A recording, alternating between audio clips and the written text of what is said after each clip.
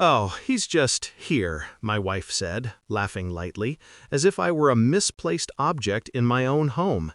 Her new boss stood in the living room, sharp suit, sharper smile. His watch gleamed under the soft light, the kind of watch that suggested he didn't check the time often. People waited for him. I stood by the hallway, silent. The air felt off, the kind that shifts when a secret walks into the room before words catch up. He looked at me, polite, cautious, that corporate half grin, but his eyes lingered too long on her hand brushing his arm, a touch she didn't notice she gave. Or maybe she did. I nodded once, said nothing. My throat felt like it had swallowed glass. Dinner went on, her laughter too loud, his charm too smooth. My food tasted of metal. When I spoke, they didn't hear, or pretended not to. I excused myself, stepped outside into the night. The air was cold, still, cleaner. I stared at the reflection of our living room through the window, two silhouettes, too close, framed by the glow of domestic warmth that now felt like a crime scene. Then his phone rang. I watched him pick it up, listen, and I watched color drain from his face as he froze mid-breath, eyes flicking up, right at me through the glass. He mouthed something I couldn't hear, but I knew what it was. How did he know? 2 weeks earlier she'd changed her perfume. Not drastically, just enough for me to notice when I kissed her neck and she flinched. Small things began to rearrange themselves in my mind like quiet pieces of a puzzle I hadn't meant to start. A late meeting that ran long. A sudden interest in designer clothes for work events. New passwords. I didn't accuse her, I observed. I wanted to believe it was stress. New job, new boss, new expectations. I wanted to believe the distance was temporary. But I've learned something about silence. It doesn't protect love, it embalms it. So I waited and watched. One evening, I noticed her texting from the bathroom. Door locked. She never locked doors before. When she came out, she smiled too quickly, like someone performing joy. That night, I scrolled through the reflection of her phone screen in the mirror as she typed in bed beside me. I didn't need to read the words to understand their rhythm.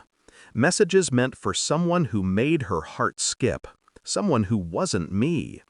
I lay awake, staring at the ceiling, hearing her steady breathing. How calm it was, how unaware. That's when the idea formed. Cold, precise. I wouldn't confront, I'd confirm, and then I'd decide. She left early one morning, saying she had to meet the team. I followed an hour later, parked 3 blocks from her office, watched her cross the street, saw him waiting at the cafe. Not a team meeting, just 2 of them. He leaned forward, smiling like he was the only man in the world allowed to exist in her light. She reached across the table, touched his wrist.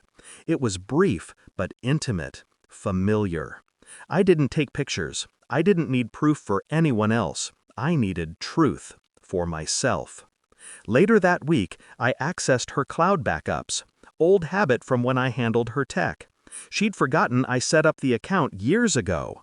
The messages were there, hidden in a folder disguised as work notes. Long threads, compliments, voice notes, even one photo of her in the office mirror, smiling in a way she no longer did at home. He called her my escape. She called him safe. I closed the laptop, stared at the dark screen, and saw my reflection split between the 2 of them. In the quiet of my own mind, I didn't rage. I didn't cry. I planned. It took me days to arrange what came next. Discreet calls, private verifications, data collected like surgical instruments before an operation. And when I finally made the call, to him, not her, it was with the kind of calm only betrayal can teach. The day came when I handed him an envelope. No words, just a name, a number, a recording. His own voice, her laughter, their hotel room door closing. He looked at me, horrified. What do you want? I smiled. Thin. Nothing. Yet. He didn't understand. They never do. A week later, his wife, yes, his wife, received the same file. Anonymous email. No trace. 2 careers imploded before lunch hour. Hers first. Whispers spreading through the firm. HR meetings. Her boss suspended pending investigation. When she came home that night, she looked like a ghost wearing my wife's face. I don't know what happened, she whispered. I do, I said. Her phone buzzed. It was him. She stared at the screen, trembling. I said, answer it. She did. Listened. Went pale. Her eyes flicked to me, wide with something worse than guilt. Recognition. Because I was watching through the window now, same as before. And her boss's phone, across town, was ringing too. Watched her crumble as he spoke, his voice low, shaking. He knows, he said. She whispered, how? I stepped inside, slow, deliberate. Because, I said, I told him. The words hung in the air like smoke that wouldn't dissipate. Her lip quivered. You destroyed us. I tilted my head. No, you built this. I just turned on the lights. Silence. Heavy. Final. She tried to reach for me, but I stepped back. Her fingers brushed air. I didn't raise my voice, didn't curse, didn't cry. I just looked at her the way one looks at a painting that's lost its color. Something once beautiful, now irrelevant. Her tears didn't move me, not anymore. Why didn't you just leave? She asked, voice breaking. Because you would have smiled, I said, and I wanted silence. Now, weeks later, the house is quiet again. No laughter, no perfume, no lies. I drink my coffee in the same chair he once sat in, where I first saw his reflection in her eyes. The irony isn't lost on me. They both lost everything. Careers, reputations, comfort. I lost something too, something less tangible but far more permanent. Faith. Still, I'm calm.